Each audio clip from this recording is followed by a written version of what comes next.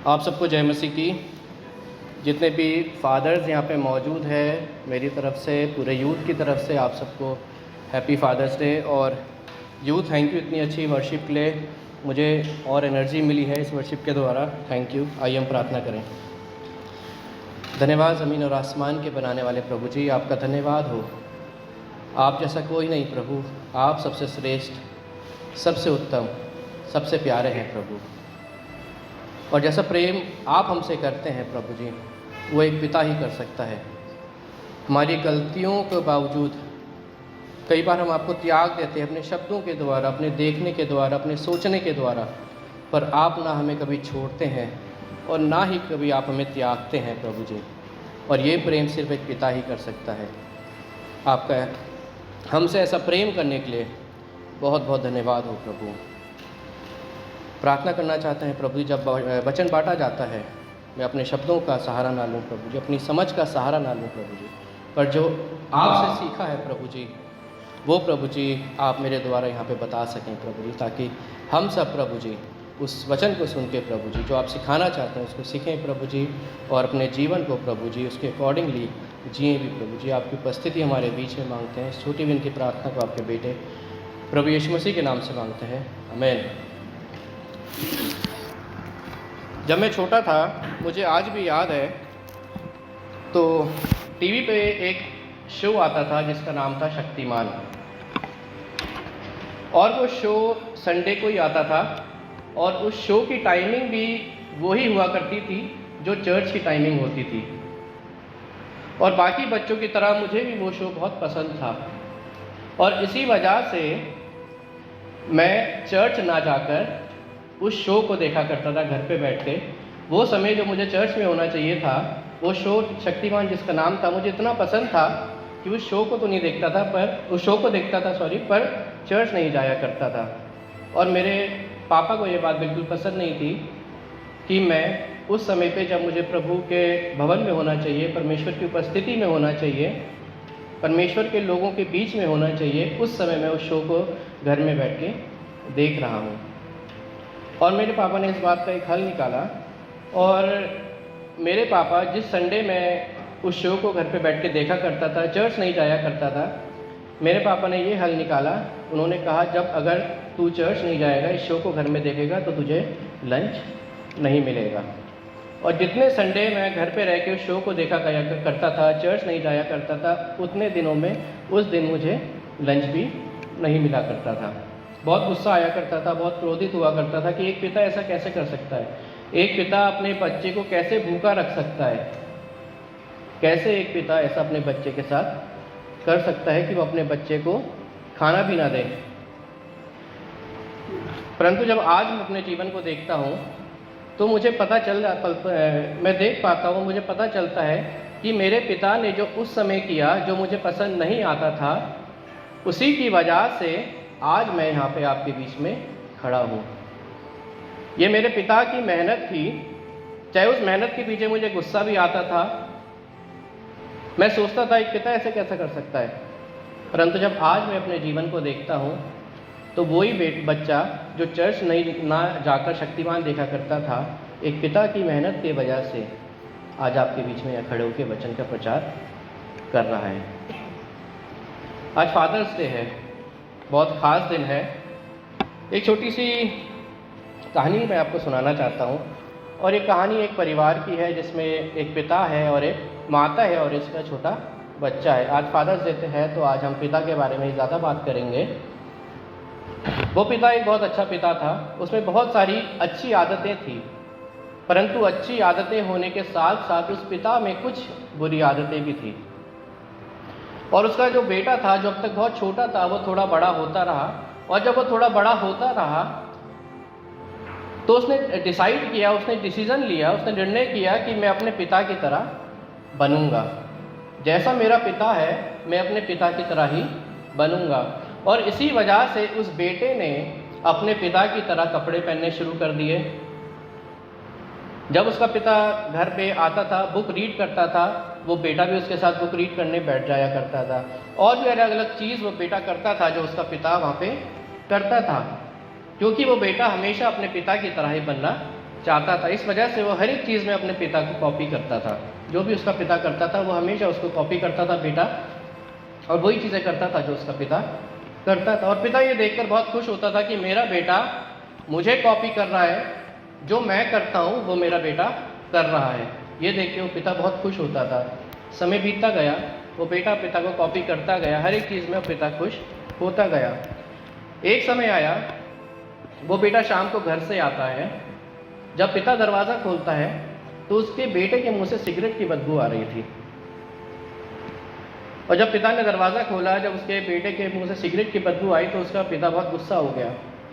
अपने बेटे को समझाने लगा, बेटे क्या तुझे नहीं पता सिगरेट पीना सेहत के लिए हानिकारक है? क्या तुझे नहीं पता परमेश्वर का वचन ये बताता है कि सिगरेट पीना गलत है? क्या तुझे नहीं पता सिगरेट पीना तेरे लिए सही नहीं है?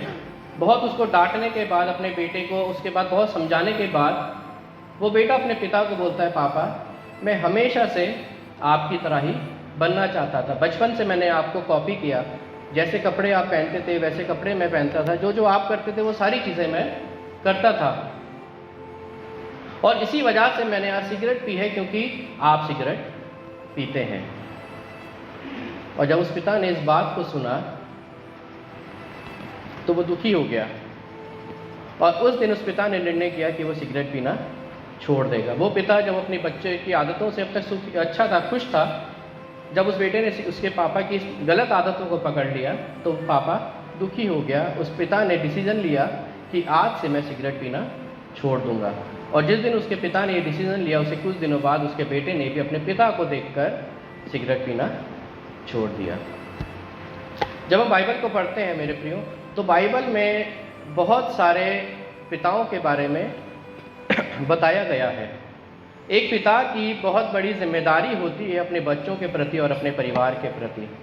और आज हम बाइबल में देखेंगे, कुछ पिताओं के विषय में देखेंगे जो बाइबल में बताए गए हैं, जिनके बारे में बाइबल में लिखा गया है, और हम उनके जीवन के द्वारा देखेंगे कि वचन हमें कौन कौन सी जिम्मेदारियों को सिखाता है उन पिताओं के द्वारा, जिन पिताओं का वर्णन आज बाइबल में किया गया है।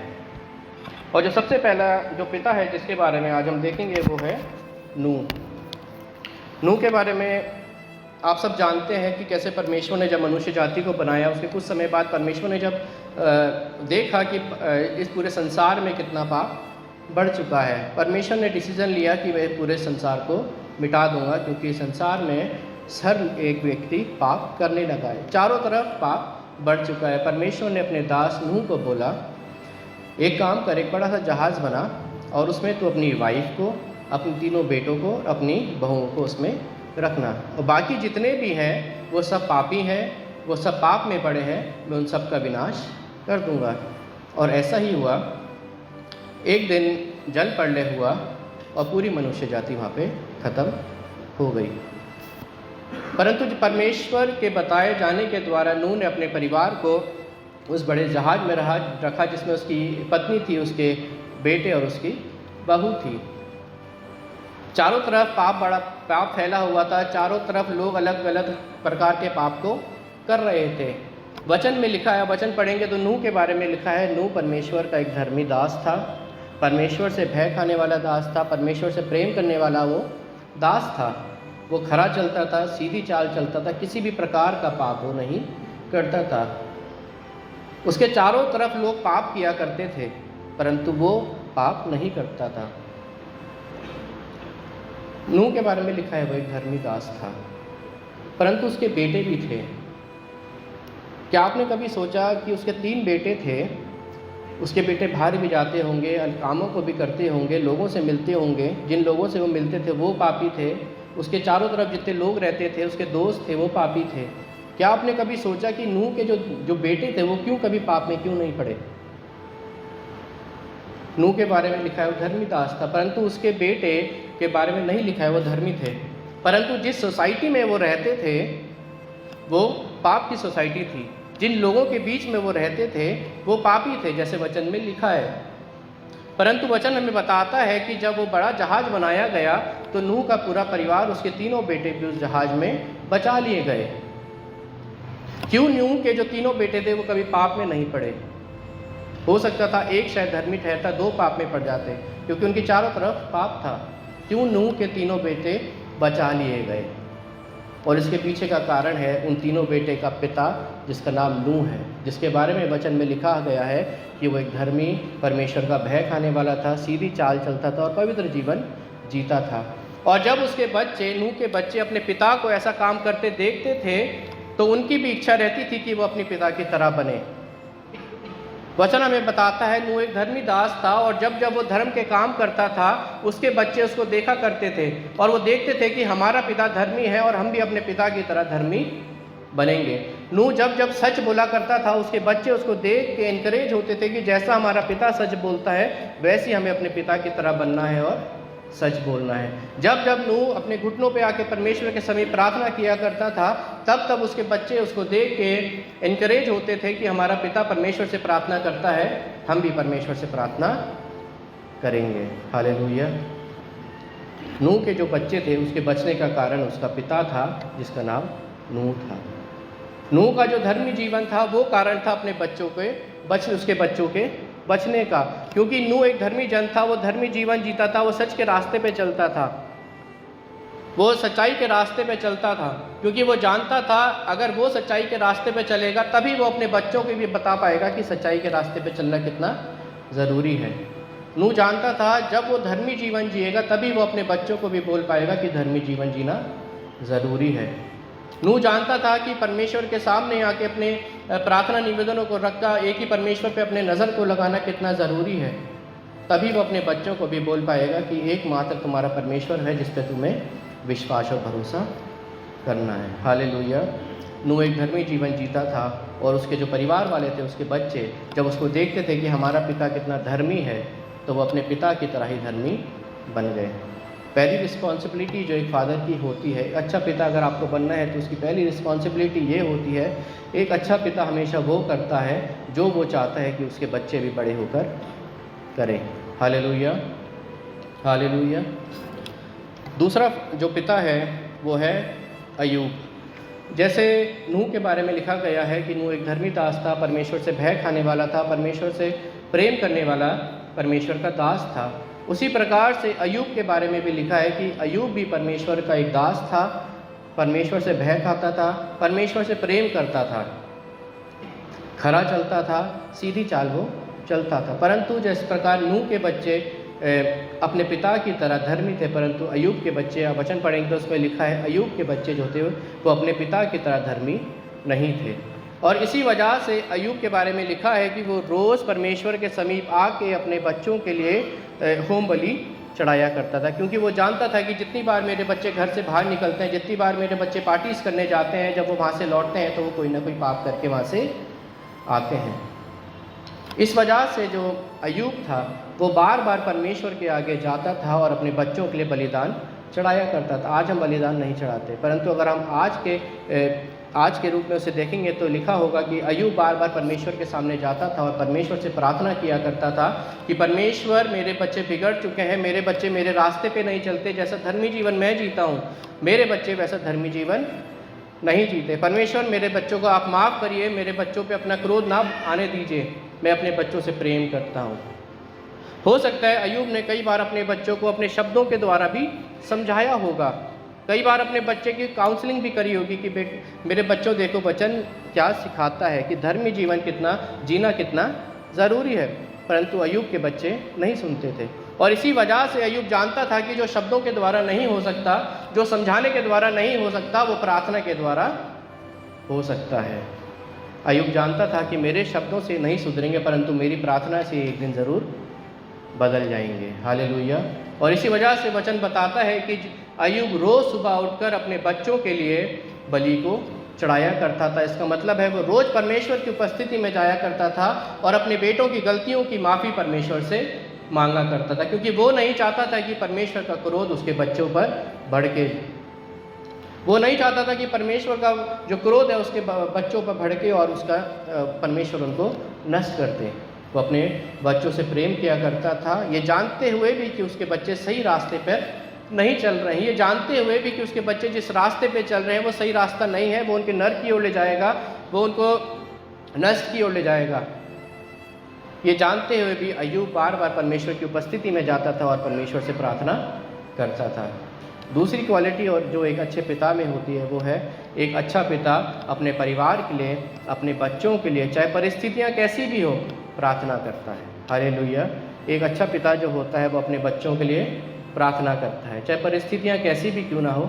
एक अच्छा पिता अपने बच्चों के लिए प्रार्थना करता है, जैसे अय्यूब किया करता था, क्योंकि वो नहीं चाहता था कि उसके बच्चे नष्ट हो जाए। वो नहीं चाहता था कि उसके बच्चे जिस रास्ते पे चल रहे हैं उसी रास्ते पे चलते रहें। वो चाहता था कि वो अपने बच्चे उसके बच्चे उस रास्ते को छोड़कर जिस रास्ते पे, जिस धर्म के रास्ते पे उसका पिता अय्यूब चल रहा है, उसके बच्चे उस रास्ते पे चले।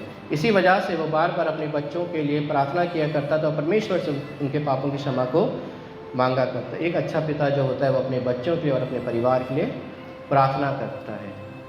तीसरी क्वालिटीज़ हम देखेंगे। तीसरा पिता है वो है एली। एली भी परमेश्वर का दास था, धर्मी दास था, परमेश्वर के रास्ते पे चलता था, खरी चाल चलता था, परमेश्वर का भय खाने वाला दास था। परंतु जिस प्रकार से अय्यूब के बच्चे थे जो परमेश्वर के रास्ते पे नहीं चलते थे, जो अपने पिता के बताए हुए रास्ते पर नहीं चलते थे, उसी प्रकार एली के बारे में आप पढ़ेंगे तो एली तो धर्मी दास था, परंतु उसके जो बेटे थे वो धर्मी नहीं थे। उसके जो बेटे थे वो पाप के रास्ते पे चला करते थे। उसके बेटे अपने बाप जैसा, एली जिसका नाम था, वो वैसा काम नहीं करते थे। उसके बेटे उस काम को करते थे जिस काम से परमेश्वर दुखी होता था। और एक समय आया, आप पहला शमूएल की पुस्तक पढ़ेंगे तो एक समय आया, एली जो इजरायली था, परमेश्वर की उपस्थिति जिसको वाचा का संदूक भी कहा जाता था, उस समय वो इजरायलियों के पास था। एक बड़ा युद्ध हुआ इजरायलियों के और दूसरे देश के बीच में हुआ, एक बड़ा युद्ध हुआ, और जो परमेश्वर की उपस्थिति जो अब तक इजरायलियों के पास थी, वो परमेश्वर की उपस्थिति अब उनसे छीन ली गई। और इजरायली सेना का एक जवान आता है, एली के पास आता है। जब एली अपने घर पे कुर्सी में बैठा रहता है, वचन में सब कुछ बहुत अच्छी तरह लिखा है, आप घर जाएंगे तो उसको पढ़िएगा ज़रूर। जब उस सेना का एक जवान आता है तो एली के पास आता है, एली को पहली बात बताता है कि हम जो था, लड़ाई जो हो रही थी, वो लड़ाई हम हार गए हैं, हज़ारों लोग हमारी सेना के वो मर चुके हैं। एली बहुत दुखी होता है, परंतु अपने आप को संभाल लेता है। और दूसरी बात, उस जो व्यक्ति एली को बताता है, वो जो हज़ारों लोग मर चुके हैं इस युद्ध में, उस हज़ारों लोग में तेरे दोनों बेटे भी मर गए हैं। एक पिता को ये न्यूज़ पता चलती है कि उसके दोनों बेटे मर चुके हैं।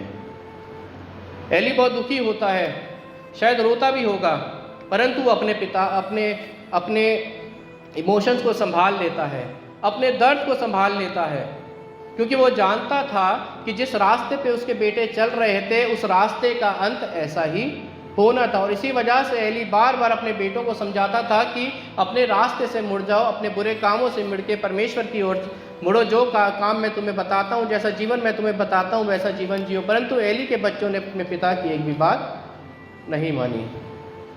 दूसरी खबर, वो जो सोल्जर था वो एली को बताता है कि तेरे दोनों बेटे इस युद्ध में मर गए हैं।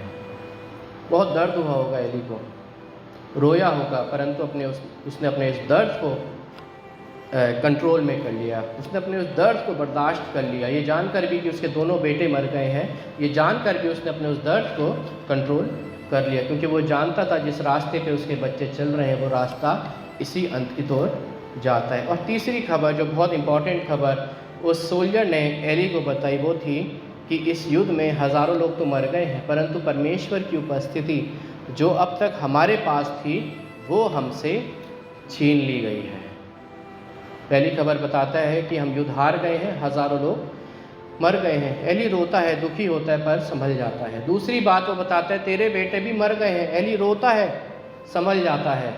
परंतु जब तीसरी बात उसको पता चलती है कि परमेश्वर की उपस्थिति जो अब तक हमारे पास थी वो हमसे छीन ली गई है, और ये खबर सुनते ही एली अपनी कुर्सी से गिरता है और तुरंत मर जाता है। वचन में लिखा है वो तुरंत खबर सुनते ही मर जाता है। वो एली जो ये सुनकर भी कि उसके बच्चे मर गए हैं, अपने इमोशंस को कंट्रोल करता है, अपने दर्द को कंट्रोल करता है, अपने आप को समझाता है, संभालता है। परंतु जब वो इस बात को सुनता है कि परमेश्वर की उपस्थिति उससे छीन ली गई है, वो तुरंत गिर के मर जाता है। मेरे प्रियो, तीसरी क्वालिटी जो एक पिता में, एक अच्छे पिता में होती है, वो ये है कि जो अच्छा पिता होता है वो हमेशा पहला स्थान अपने परिवार से बढ़कर, अपने बच्चों से बढ़कर पहला स्थान हमेशा परमेश्वर को देता है। हालेलुया। पहली क्वालिटी मैंने क्या बताई? पिता वो करता है जो वो चाहता है कि उसके बच्चे भी करें। एक पिता ऐसा जीवन जीता है जैसा वो चाहता है उसके बच्चे बड़े होकर जीवन जिए। एक पिता उस रास्ते पर चलता है, ऐसा खरा जीवन जीता है जैसा वो चाहता है कि उसके बच्चे बड़े होकर जिए। और दूसरी क्वालिटी होती है कि एक पिता अपने परिवार के लिए, अपने बच्चों के लिए प्रार्थना करता है, चाहे परिस्थितियाँ कैसी भी क्यों ना हो, चाहे उसके बच्चे उस पिता से प्रेम करते हो कि ना करते हो, चाहे उस पिता के बच्चे गलत रास्ते पे क्यों ना चलते हो, परंतु वो जो पिता है वो प्रार्थना पर विश्वास करता है, प्रार्थना की सामर्थ्य पे हमेशा विश्वास करता है। और वो इस बात को जानता है जो शब्दों से नहीं हो सकता, जो समझाने से नहीं हो सकता, वो प्रार्थना से हो सकता है। और तीसरी बात जो मैंने क्वालिटी बताई, पिता सबसे बढ़कर, अपने परिवार से बढ़कर, अपने बच्चों से बढ़कर पहला स्थान परमेश्वर को देता है। हालेलुया। अभी कुछ हफ्ते पहले हमने मदर्स डे भी सेलिब्रेट किया था और परमेश्वर ने मुझे मौका दिया था कि मैंने ही मदर्स डे पे वचन को शेयर यहाँ पे किया था। और अगर आपको याद होगा तो मैंने मदर्स डे जब सेलिब्रेट कर रहे थे, वचन दे रहा था, तो मैंने आपको सारा के बारे में बताया था कि सारा एक परमेश्वर की बेटी थी, परमेश्वर से प्रेम करती थी, परंतु वचन हमें बताता है कि बहुत बूढ़ी हो चुकी थी, बहुत बूढ़ी थी और इस लायक नहीं थी, उसका शरीर अब इस लायक नहीं था कि वो एक बच्चे को जन्म दे सके। परंतु परमेश्वर अपनी आशीष उस सारा पे डालता है, परमेश्वर अपनी आशीष उसको देता है, सारा की प्रार्थनाओं की सुधि लेता है और उसके बुढ़ापे में भी परमेश्वर उस सारा को एक बच्चा देके आशीषित करता है, जिस बच्चे का नाम था इज़ाक। उस बुढ़ापे की उम्र में परमेश्वर अपने वायदे के अनुसार उस सारा को एक बेटा देता है जिसका नाम इज़ाक था, और उस इज़ाक के पिता का नाम अब्राहम। आप वचन को जब ध्यान से पढ़ेंगे तो वचन में लिखा है, जब परमेश्वर ने सबसे पहले अब्राहम के साथ अपनी उस वाचा को बांधा कि मैं तेरे द्वारा एक बड़ी जाति उत्पन्न करूंगा, तो अब्राहम उस समय 75 वर्ष का था, 75 ईयर्स का उस समय अब्राहम था, जिस समय परमेश्वर ने अब्राहम को बोला कि मैं तेरे द्वारा एक बड़ी जाति उत्पन्न करूंगा। परंतु जब सच में अब्राहम को एक बेटे की आशीष मिली जिसका नाम इज़ाक था, वचन हमें बताता है उस समय अब्राहम की जो आयु थी वो 100 वर्ष की थी। इसका मतलब था परमेश्वर की वाचा बांधने के बाद 25 साल के लग गए अब्राहम को एक बेटा होने में। पर इस 25 सालों में कितने लोगों ने उस अब्राहम को टॉन्ट मारी होगी, कितने लोगों ने उस अब्राहम का मजाक बनाया होगा, कितने लोगों ने उस अब्राहम को देख कर उस परमेश्वर का मजाक बनाया होगा। परंतु अब्राहम परमेश्वर के उस वायदे पर जो परमेश्वर ने उस अब्राहम से किया था, परमेश्वर को उस वायदे पर विश्वास था और भरोसा था कि परमेश्वर ने जो वायदा मेरे से किया है कि वो मेरे द्वारा एक बड़ी जाति को बनाएगा। अब्राहम हमेशा अपने उस वायदे पर, परमेश्वर के उस वायदे पर विश्वास और भरोसा करता था। और एक समय आया जब परमेश्वर ने उसको एक बेटा देकर जिसका नाम इज़ाक था आशीषित भी कर दिया। समय बीतता गया, परमेश्वर एक बार अब्राहम के पास आया, उसने बोला जो बेटा मैंने तुझे दिया है अब एक काम कर, उसको मेरे लिए समर्पित कर दे। वो बेटा जो अब्राहम को बुढ़ापे की उम्र में मिला था, जब अब्राहम और सारा इस लायक नहीं थे कि वो एक बच्चा जन्म पाते, तब परमेश्वर ने उस बुढ़ापे में इम्पॉसिबल को पॉसिबल करा और उनको एक बेटे की आशीष दी। बड़े खुश थे दोनों। अब्राहम बड़ा खुश था, शायद वो सोचता होगा कि अब परमेश्वर ने मुझे इस बेटे को दिया है, तो अब्राहम ने ज़रूर कोई ना कोई प्लान्स अपने बेटे के लिए बनाए भी होंगे, जैसे हम सब अपने बच्चों के लिए बनाते हैं। परंतु जब वो उस प्लान्स को बना रहा था, उस योजनाओं को बना रहा था अपने बेटे के लिए, परमेश्वर एक दिन आता है, बोलता है इस बेटे के लिए जिसके लिए तू प्लान्स बना रहा है, उस बेटे को मेरे लिए आके समर्पित कर दे, मेरे लिए तो उसको बलिदान चढ़ा दे। हालेलुया। बड़ा कठिन काम था एक पिता के लिए उस बेटे को समर्पित करना, जो बहुत प्रार्थनाओं के बाद उस पिता को मिला था। परंतु अभी भी अब्राहम जो एक पिता था, उसका विश्वास और उसका भरोसा परमेश्वर पे था कि परमेश्वर अपने वायदों का पक्का है। अगर परमेश्वर ने मुझे बोला है कि मैं तेरे द्वारा एक जाति को बनाऊंगा, तो अपने वायदे को पूरा करेगा। और इसी वायदे पर अब्राहम भरोसा करता था, विश्वास करता था। अगर आप इसका एक वचन मैं आपके सामने पढ़ना चाहता हूँ, उत्पत्ति उसका 22 और उसका 5। और उसने अपने सेवकों से कहा, गधे के पास यहीं ठहरे रहो, यह लड़का और मैं वहाँ तक जाकर और दंडवत करके फिर तुम्हारे पास लौट आएंगे। अब्राहम जब रास्ते पर था, अपने बेटे को बलि चढ़ाने के लिए जा रहा था, समर्पित करने जा रहा था, उसके सेवक भी अब्राहम के साथ जा रहे थे। और उस अब्राहम ने अपने सेवक से बोला कि तुम यहीं ठहरो, हम दोनों अभी जा रहे हैं और हम दोनों वापस ज़रूर आएंगे। पर अब्राहम ने ऐसा क्यों बोला? अब्राहम को तो परमेश्वर ने अपने बेटे की बलि चढ़ाने के लिए बोला था, परंतु यहाँ पे अब्राहम अपने सेवक से बोलता है हम 2 जा रहे हैं और 2 ही यहाँ पे वापस आएंगे। तो इसलिए था क्योंकि वह अब्राहम परमेश्वर पर विश्वास और भरोसा करता था। एक पिता परमेश्वर पे विश्वास और भरोसा करता था, और इसी विश्वास और इस भरोसे को परमेश्वर ने अब्राहम के लिए धार्मिकता जाना। हालेलुया। आप सब जानते हैं आगे क्या हुआ, परमेश्वर ने कैसे एक मेमने को वहाँ पे दिया और अब्राहम का बच्चा बच गया। और वो इसलिए हुआ क्योंकि अब्राहम ने परमेश्वर पे भरोसा और विश्वास किया। जो चौथी क्वालिटी जो एक पिता की होनी चाहिए, जो एक अच्छा पिता होता है, उसकी एक चौथी क्वालिटी ये होती है कि वो हमेशा परमेश्वर पर विश्वास करता है और परमेश्वर पर भरोसा करता है। Hallelujah, hallelujah. जितने भी पिता यहाँ पे मौजूद हैं, हम सब की अपने बच्चों से भी बहुत सारी प्लानिंग्स होती है। वचन हमें बताता है कि अगर हम अपने बच्चों के लिए कोई प्लानिंग करते हैं, अगर हम चाहते हैं कि हम अपने परिवार में एक हेड ऑफ़ द फैमिली बन के रहें, एक अच्छा पिता बन के रहें, एक धार्मिक पिता बन के रहें, तो वचन हमें बताता है कि एक पिता की कुछ जिम्मेदारियां और कुछ रिस्पॉन्सिबिलिटीज़ भी होती हैं। अगर हम चाहते हैं कि हमारे बच्चे परमेश्वर के रास्ते पे चले, हमारे बच्चे धार्मिक जीवन जिए, हमारे बच्चे सत्य के रास्ते पे चले, हमारे जो बच्चे हैं वो सही दौड़ पे दौड़े, हमारे बच्चे उस रास्ते पे चले जो स्वर्ग की ओर जाता है, तो एक पिता को अपनी जिम्मेदारियां निभानी बहुत ज़रूरी है। वो जिम्मेदारियां जो मैंने आपको आज वचन के द्वारा बताई, और भी बहुत सारे पिता इस बाइबल में हैं और बहुत सारी जिम्मेदारियां, बहुत सारी चीज़ें, रिस्पॉन्सिबिलिटीज़ हम उन पिताओं के द्वारा जानते हैं, पर मैं आपको और रिस्पॉन्सिबिलिटी और जिम्मेदारियां नहीं बताऊंगा।